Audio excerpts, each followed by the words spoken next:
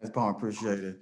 I wanted just to jump off and just ask, when the trade went down, and we've asked, you know, everybody that's been involved with the trade what they thought when the trade went down. So I'm gonna ask you, what was going through your mind when the trade went down and you knew you were coming to Phoenix with Chris? You know, I am I don't really know what to think. I have been traded before, so I kind of been through this already once, and you know, I was happy to hear that C was coming with me because me and him have built a relationship in the past. So having him here with me has made that transition much smoother. Um, but yeah, other than that, I mean, I was excited. I haven't really spent time in Phoenix, but I know you guys had a nice young unit with a lot of talent, ability to grow.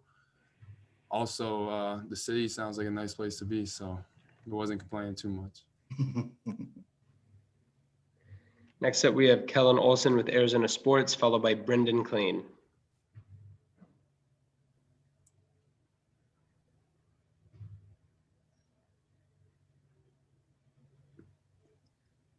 All right, actually, next up, we're going to have Brendan Clean with Bright Side of the Sun, followed by Paul Richardson. James talked about to us a lot of competition would be the kind of the expectation in camp. Guys are just going to kind of sort out the rotation according to how they perform in camp. You know, there's depth on the team.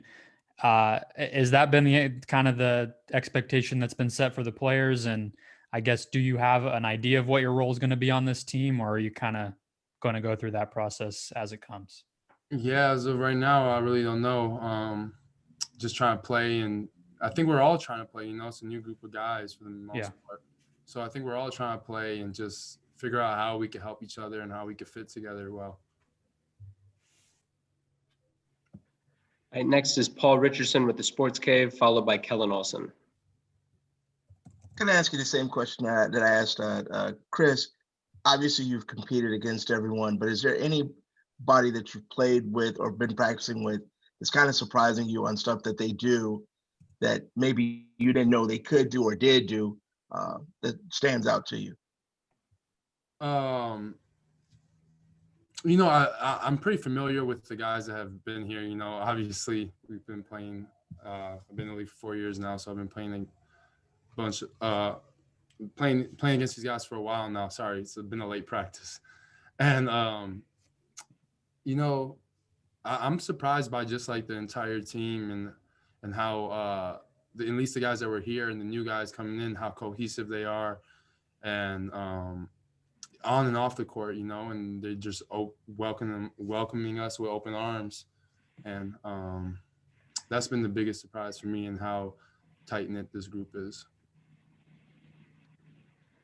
All right, we're going to go back to Kellen Olson with Arizona Sports, followed by Christos Saltis.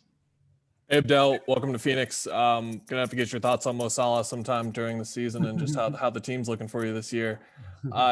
So you firsthand saw how Chris kind of came into Oklahoma City and changed things and just really changed things. That's the best way to put it, I guess. What do you think the players around here can expect in terms of like a shift that they're going to see with him around?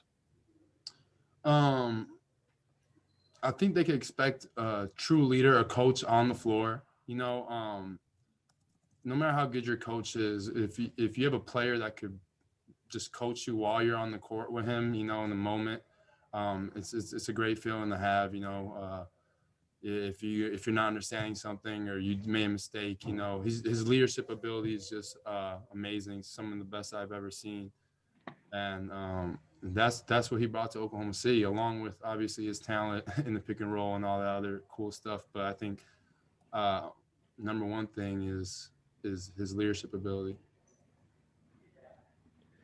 All right, final two questions will come from Christos Saltas with Sport DNA in Greece, followed by Dwayne Rankin. Hello, Abdel.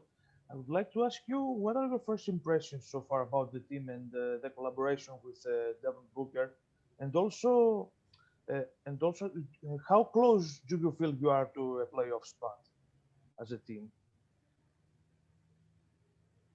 I kind of missed the first part of your question, but for the second part, you know, I can answer that easily. I think we're all competing to be the best we can be, and and compete for be a contender for the finals, and I think that's what's on everybody's mind here. We don't want to sell ourselves short, so we're just putting the goal up real high.